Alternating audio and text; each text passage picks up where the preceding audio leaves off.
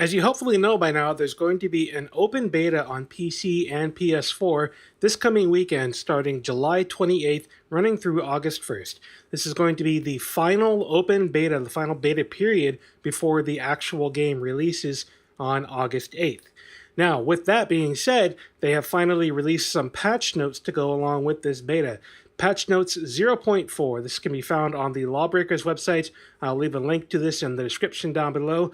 There is also a separate list of patch notes for the PS4 on the Lawbreakers discussion forums, with the main PC notes being on the website directly in the news. You can get to the PS4 patch notes from this link right here.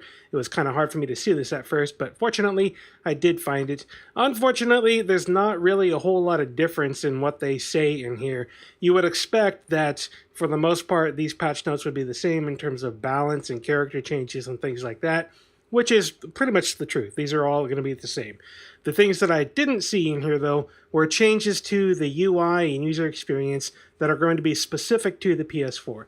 Things that I was really hoping would be in here, because frankly, I think the PS4 usability side of things was kind of broken in the closed beta for the PS4. Now, that's not to say that the game itself is broken by any means. It was a phenomenal closed beta, and I am incredibly excited about the open beta that they're having this coming weekend, including the new additions of all character customizations being available in this open beta. You're not going to have a limited subset like we saw in the closed beta. We're going to see everything included. And in addition to that, there are a number of changes to characters that I want to go over real quick. I'm not going to read everything to you here, but generally speaking, the changes that you're going to see in this beta are nerfs to most of the characters. In fact, 7 out of 8 characters have changes inside of these patch notes, with only 2 of them really being buffs. That would be the Titan and the Gunslinger, with the Gunslinger having a little bit of an increase into its tack throwing knife and gravity, as well as the warp cooldown being reduced slightly. That actually is a buff to give the Gunslinger a little bit more mobility in the process of getting around the map, essentially. As you can see in the notes above, they talked about how they wanted this player to be a little more mobile when they're just trying to move about the map, although the warp capability is really meant for more combat situations. And then the other character that got a buff, of course, was the Titan, having a 6th rocket added to the rocket launcher, which I personally think is a pretty good change. I really didn't spend a lot of time playing with this, but I watched a lot of people playing Titan, and I did notice that they would run out of rockets quite frequently. It's also nice to see a reload speed increase by 5% here. I think that's going to help a lot. Overall, these changes look pretty good. The only one that I'm really concerned about, which is my personal favorite character, is the Wraith. The changes and the ultimate nerf to the Wraith are not quite what I was looking for in terms of the mobility. I really didn't want to see much mobility changes. I would be totally fine if this would have been, changes to the bloom in the Spectre, changes to, the cooldown of the knife that you get to shoot out at people, the Stinger. And even the changes to the health would have been okay, but the way that they nerfed the mobility of the Wraith, I think is going to affect me and a lot of other players, which ultimately probably will be better for the game balance overall. Wraith was definitely one of the most, if not the most, mobile characters, and there were often times where people would just get really frustrated being unable to take down a Wraith, because the Wraith has that double jump and wall jump, and that lunged with the Wasp, and the ability to pretty much get out of most situations. So the changes here are going to affect me personally. I know I'll get used to it pretty quickly, and I believe that Lawbreakers and the team at Bosky has the best overall design in mind when they put these changes in place. I'm just a little disappointed personally. That's just me, because Wraith is definitely my main character. Overall, though, I think the changes made to this are going to be pretty good.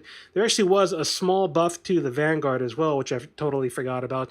The Pulsar fuel cost is reduced from 40% to 30%. So now if you're not using fuel for anything else, you'll be able to get 3 Pulsars instead of just 2 out of your Vanguard as you're playing through it.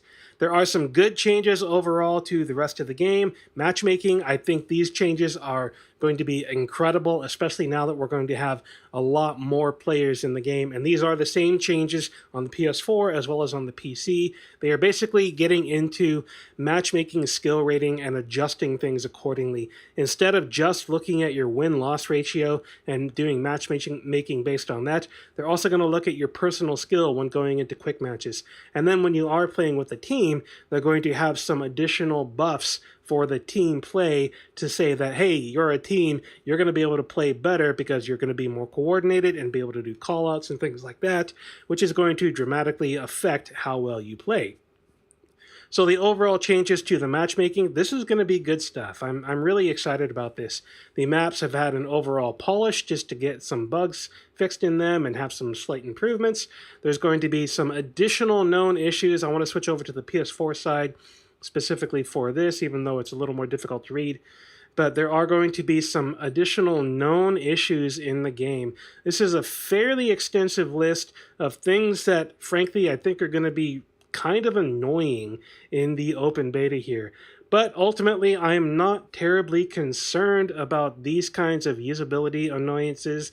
There's only a few things in here that really say you have to restart the app if you run into this issue.